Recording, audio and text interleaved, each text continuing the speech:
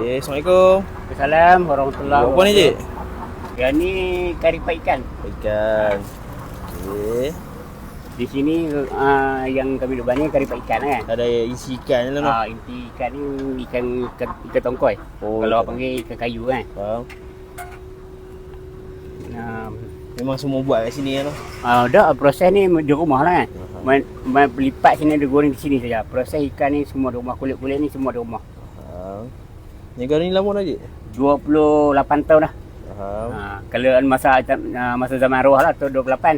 Tapi dah lah ni dah arwah meninggal 2 tahun dah. Jadi dah 30 tahun dah lah. Arwah isteri ya? Ya, isteri. Ke 30 tahun dah lah. Ni kira macam mana, Cik, sebiji ni? Sebiji 5 kupang. Oh, faham. Dan kita buat ada juga buat frozen pun ada kan. Oh. Dan juga ambil tempahan untuk majlis kenduri apa kan. Kenduri kahwin ke apa. Kita ada ambil juga lah.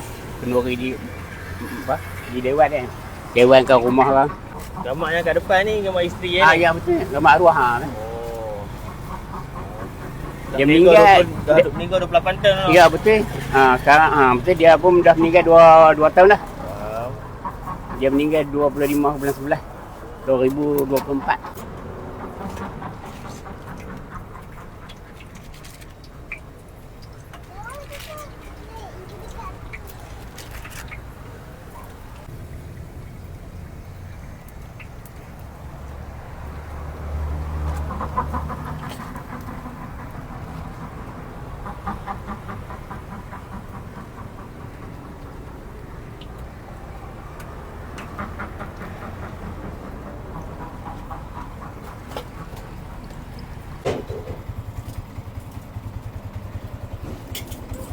Nak buat kulit ni pun ambil masa juga ni.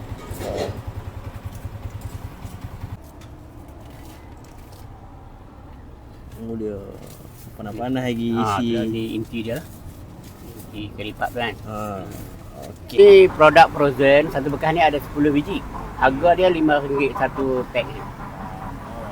Ni kau boleh goreng sendiri. Ya rumah betul. Balik goreng lain kat rumah lah. Yang ni separuh masak lah.